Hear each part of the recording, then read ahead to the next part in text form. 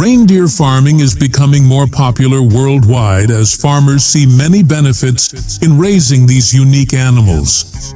Reindeer are often connected to Santa Claus and snowy winter scenes. For traditional Nordic people, reindeer have been a key part of life, providing food, clothing, in one of the toughest environments on Earth.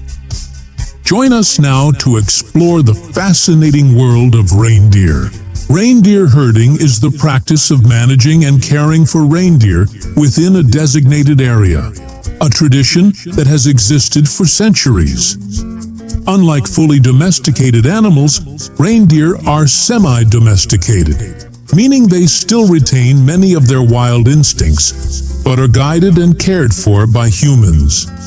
Reindeer herding is actively practiced in 10 countries: Norway, Sweden, Finland, Russia, Greenland, Alaska, Mongolia, China, Canada, and Scotland.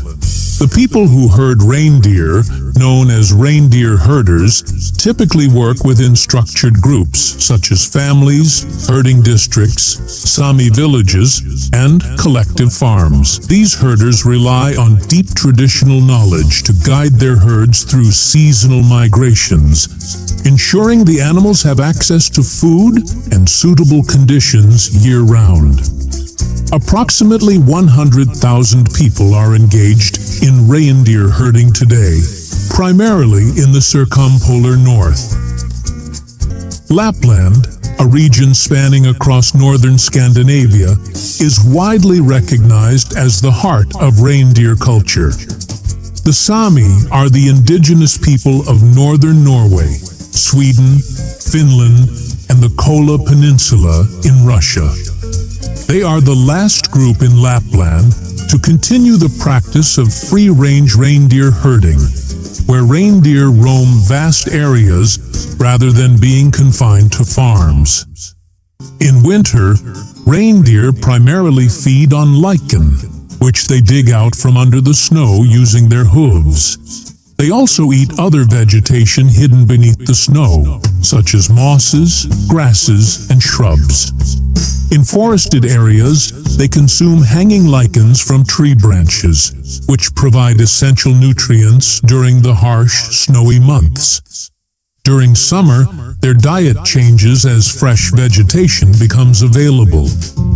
They graze on a variety of grasses, herbs, and leaves, taking advantage of the abundant plant life. In some regions, reindeer are given supplemental food, such as hay, grass, or specially formulated reindeer pellets. This artificial feeding is done for several reasons, including preventing starvation when food is scarce, especially during harsh winters when deep snow or ice makes natural foraging difficult.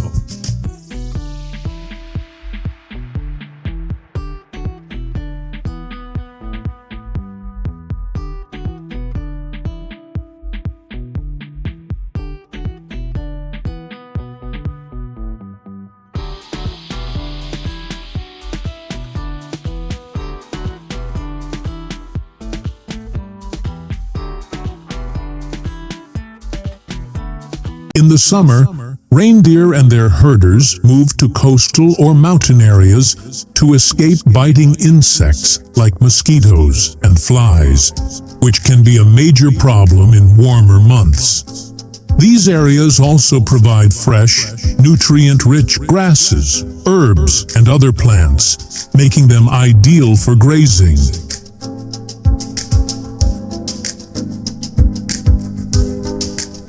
A reindeer farm typically consists of large fenced enclosures that mimic the animal's natural habitat, including grassy areas, wooded sections, and access to fresh water. Reindeer need plenty of space to roam, as they are naturally migratory animals. The enclosures must be strong enough to prevent escapes.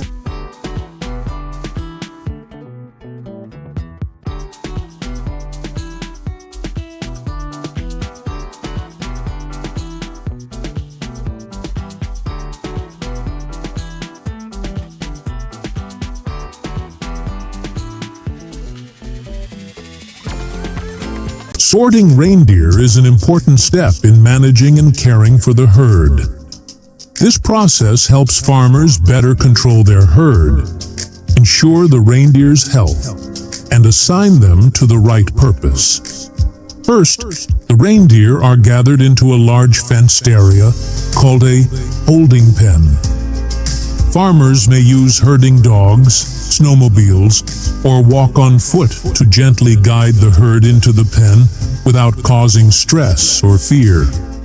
After that, the reindeer pass through a smaller sorting system where each animal is individually checked. Farmers read identification tags, observe their health condition and size, and classify them into the appropriate group. One of the most common methods is earmarking. Farmers cut a small part of the ear in different shapes to create unique identification marks.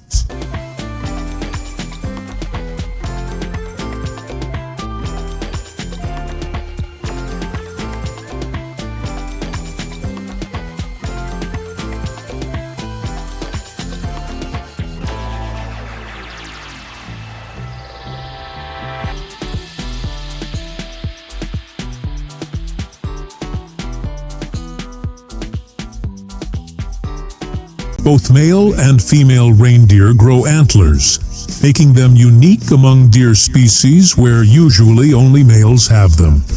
Antlers play a crucial role in reindeer behavior, particularly in competition between males during the autumn rutting season. Large, well-developed antlers are used as weapons in dominance battles, where males fight for access to females. Reindeer are excellent swimmers, and they can cross rivers and lakes with ease. Reindeer often swim to cross rivers and lakes during migration. They travel long distances to find better feeding areas, and water bodies are common obstacles in their path. Instead of walking around them, reindeer swim straight across. Reindeer are a popular attraction at Christmas events in North America and Europe. During the holiday season, they are rented for parades, festivals, and nativity scenes, bringing a festive touch to celebrations. For most of the year, they live on farms where they are cared for and trained to be around people. Some farms also let tourists visit, feed the reindeer, and learn about them. Reindeer meat is still widely consumed in Scandinavia, Russia, and Canada, where the reindeer meat industry is worth up to $100 million each year. However, selling exotic meats can harm wild animal populations, often just to satisfy curiosity at special dinners.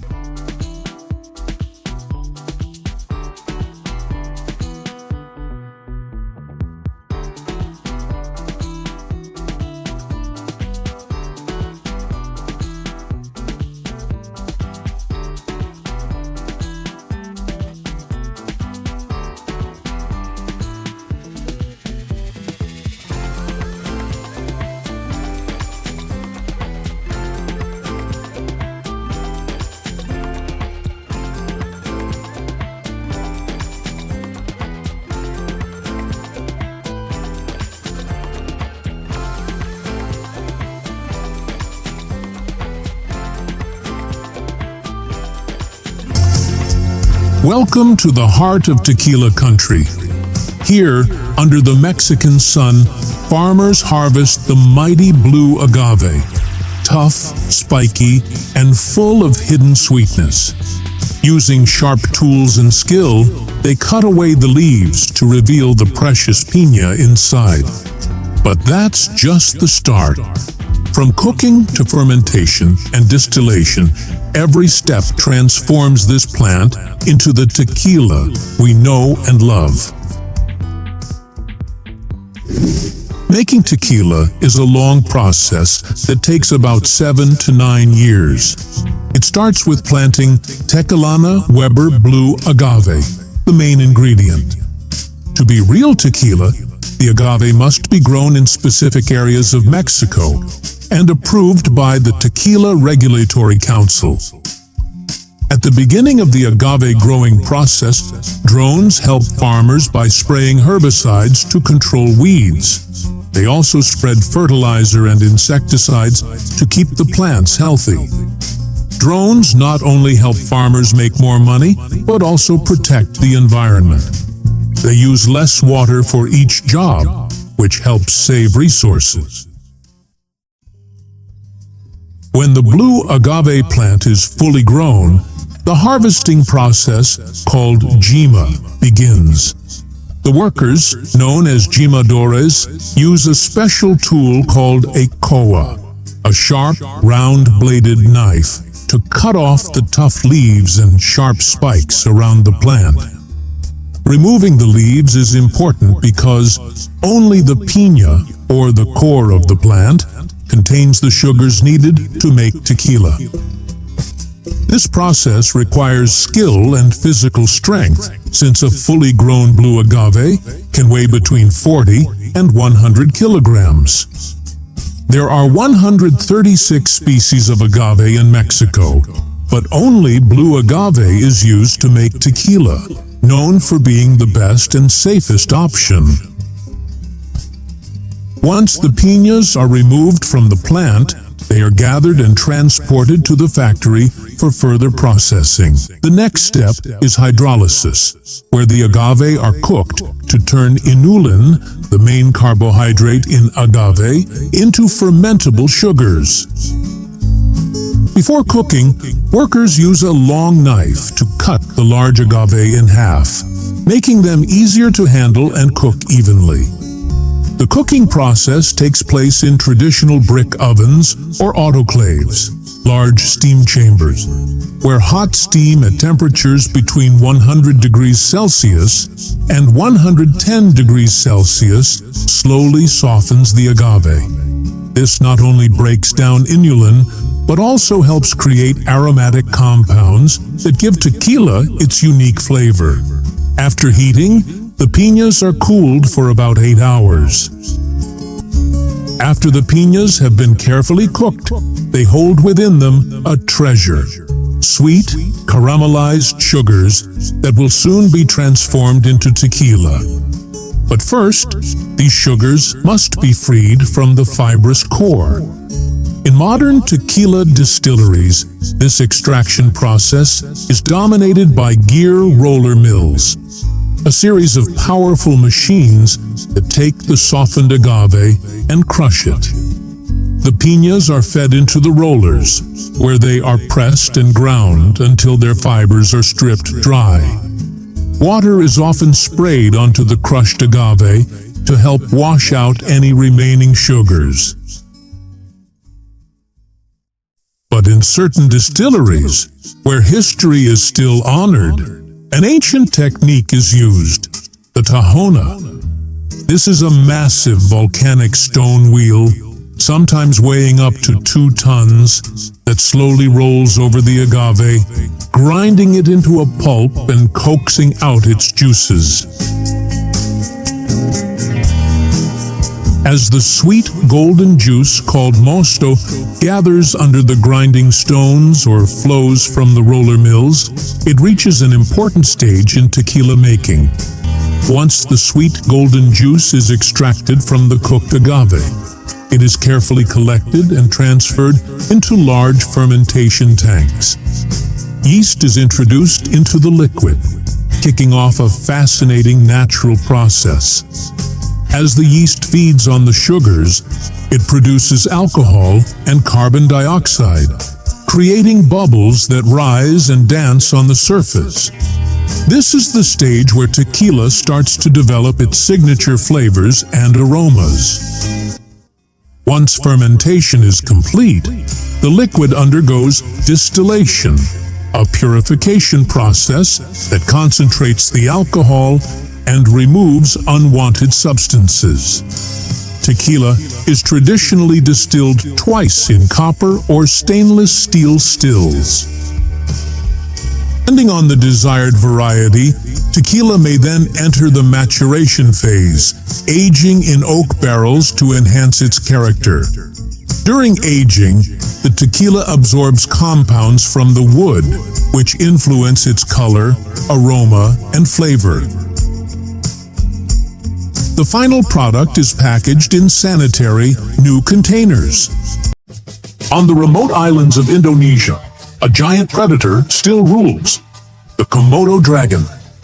Many people visit to see these amazing creatures, but few know how dangerous they really are. These lizards aren't just big, they are powerful hunters. They can run faster than humans, take down large animals like water buffalo, and their bite is deadly. Their sharp teeth and venom make them one of the most dangerous predators in the world. What makes them such great hunters?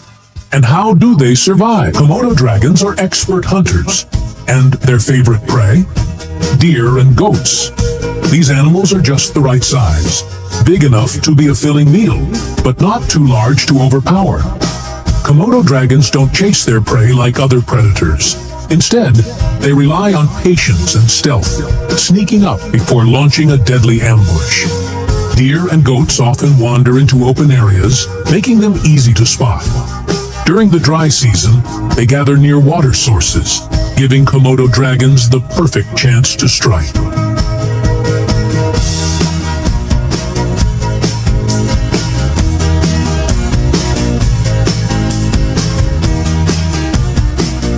On Indonesia's Komodo Island, 2,000 residents share their land with the world's most fearsome lizards. As human encounters with Komodo dragons increase, so do terrifying attacks. In early 2024 alone, nearly 700 incidents were reported, raising serious safety concerns. Komodo's venom is a deadly cocktail, containing anticoagulant enzymes that prevent blood from clotting, causing rapid blood loss, paralysis, and eventual shock in the prey.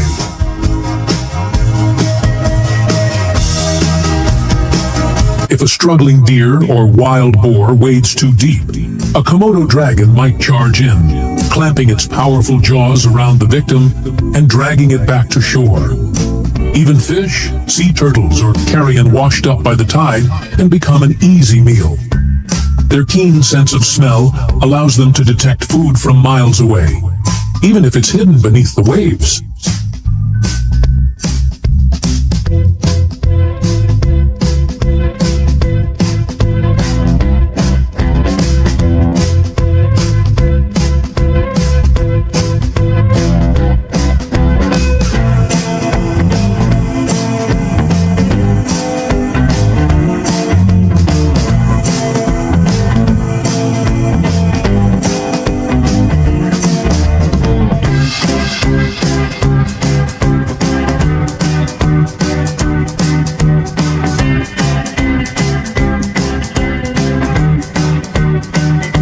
If a deer or goat is weak or injured, it's an even easier target. With their powerful bite and venomous saliva, Komodo dragons only need one good attack to bring down their prey. Once bitten, escape is nearly impossible. With their powerful jaws and flexible throat, they can swallow smaller prey whole.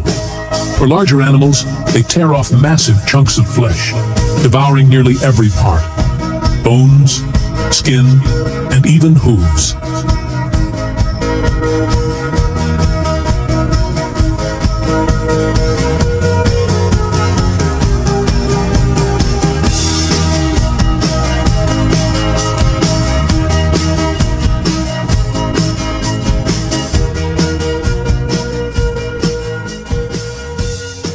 Their stomachs can expand dramatically, allowing them to gorge on meals up to 80% of their body weight in a single sitting. After such a feast, a Komodo dragon can go days or even weeks without eating again.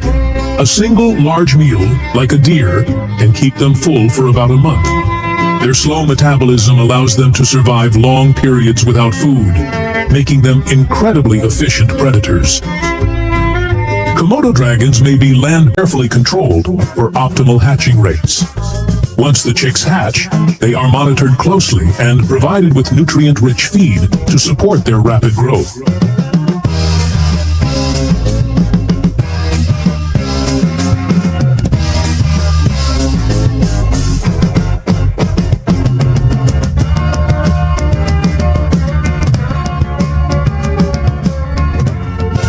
Farm-raised emu's diet consists mainly of grains like corn, wheat, and barley for energy, along with leafy greens such as alfalfa and kale for vitamins and minerals. Protein supplements, including soybean meal and fish meal, help develop strong muscles and feathers. Farmers also add calcium and essential vitamins to support bone strength and egg production. Emus love water and enjoy bathing because it helps them stay cool, especially in hot climates. Their thick feathers provide insulation, but soaking in water lowers their body temperature and keeps them comfortable. In the story to tell. Emus, Australia's largest native birds, stand up to 6 feet tall and weigh 120 pounds. Though flightless, they are built for speed, with powerful legs and a unique calf muscle, something no other bird has. In 1932, Australia waged an unusual war, not against an army, but against 20,000 emus. These towering birds, seeking water, invaded Western Australia's wheat farms, trampling crops and breaking fences. The government sent soldiers armed with machine guns, expecting an easy victory. But the emus had other plans. They outran bullets, dodged ambushes, and scattered like ghosts when fired upon. Emus begin their journey as striped chicks, a pattern that helps them blend into their environment. As they grow, their feathers darken, and by 12 months, they develop the familiar mottled brown body with a bare blue neck. By the time they reach full maturity at around 18 months, they stand up to 6 feet, 1.8 meters, tall, and weigh 45 to 60 kilograms. Unlike chickens or turkeys, emus are long-term investments, as they... One chilling case happened in 2009 when a fruit picker, Muhammad Anwar, was trapped in a tree for hours as two hungry dragons circled below. Exhausted, he eventually fell, right into their deadly jaws. In some villages, Komodo dragons even raid cemeteries, forcing locals to relocate graves. Komodo dragon isn't just big, it's a living tank. Weighing around 75 kilograms on average, some giants have been recorded at a staggering 356 pounds. Stretching up to 3 meters long, they are the undisputed largest lizards on Earth. Their thick, rough skin, covered in dark brown-gray scales, acts like natural armor, helping them blend into their surroundings while protecting them from injury. But it's their weapons that make them truly terrifying. Their muscular tails swings like a whip, strong enough to knock down prey. Their short but powerful legs, armed with razor-sharp claws, allow them to grip, slash, and even climb when needed. What makes them even deadlier? Their bite. But we'll get to that soon. Young Komodo dragons climb trees to escape predators, using sharp claws and strong limbs. As they grow heavier, they lose this ability. While adults stay on the ground, juveniles hunt birds, eggs, and lizards in the treetops. A Komodo dragon strike is swift and powerful, faced hunters, but their hunger knows no boundaries. Even the water isn't always a safe escape. These massive lizards are strong swimmers, capable of crossing between islands in search of food. Though they prefer hunting on land, they won't hesitate to snatch prey from shallow waters.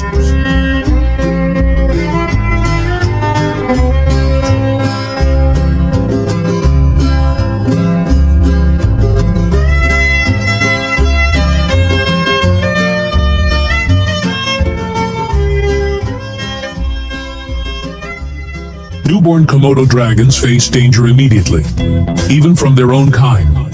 They climb trees to survive and descend only when strong enough to hunt. Komodo dragons pose a threat to humans and livestock, leading to controlled hunting. Hunters use rifles like the .375 RG Magnum, aiming for vital areas to ensure a quick, humane kill. Hunters aim for vital areas such as the heart or lungs, ensuring a quick and painless death.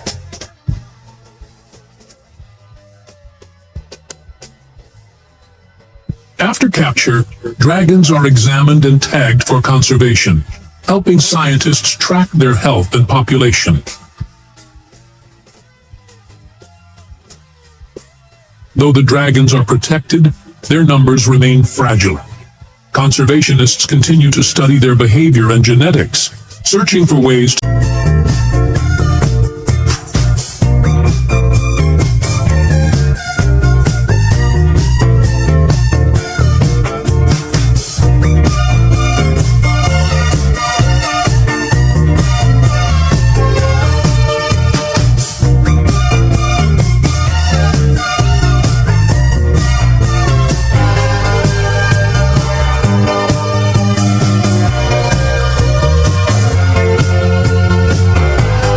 In the wild, male emus take on the incredible responsibility of incubating eggs for 56 days without food or water, losing nearly a third of their body weight in the process.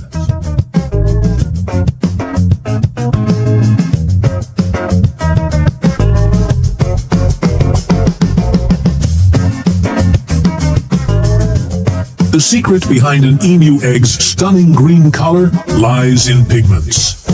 The shell contains biliverdin, the same pigment that gives bruises a greenish tint. But why green? It's nature's way of camouflaging the egg in grass and shadows, keeping it hidden from hungry predators. However, on commercial farms, eggs are collected and placed in specialized incubators, where temperature and humidity can lay eggs for up to 16 years, making them highly productive for farmers.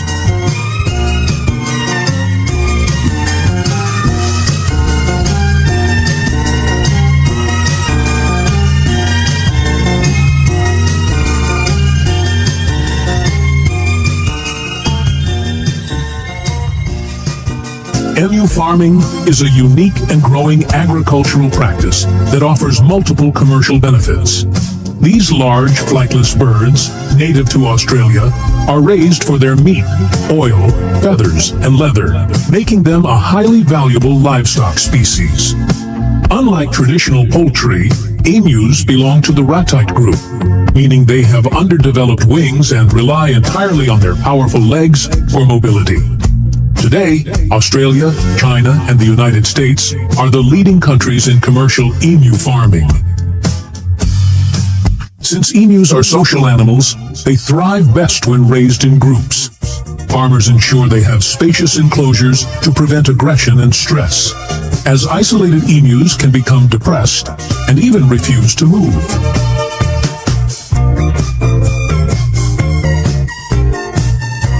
To secure their future.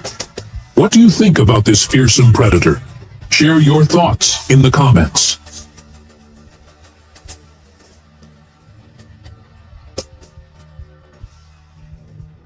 How is this fearsome predator born? The Komodo dragon's mating season happens from May to August. During this time, males fight each other to win a mate.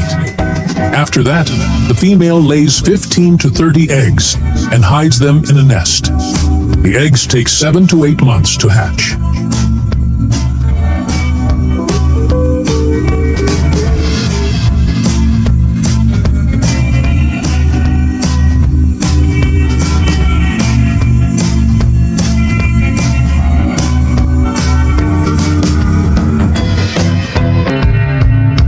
Have you ever seen a giant blue egg? It sounds like something out of a fantasy, but it's real. It belongs to the emu. These towering birds are more than just Australia's largest. They're built for speed, strength, and survival. With their long necks, striking bluish heads, shaggy feathers, and powerful legs, emus are truly one of nature's most fascinating creatures. Often overlooked in favor of their larger ostrich cousins, emus have their own incredible wild, and on farms, emus are often seen splashing in ponds or even playing in the rain.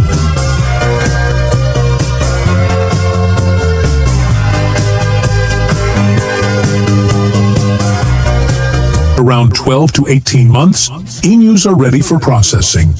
Before slaughter, They are typically denied food for 24 hours to ensure a clean digestive system.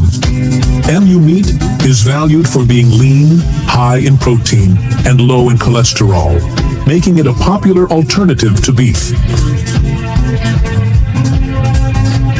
One of the most lucrative products from emus is emu oil, extracted from the fat beneath their skin.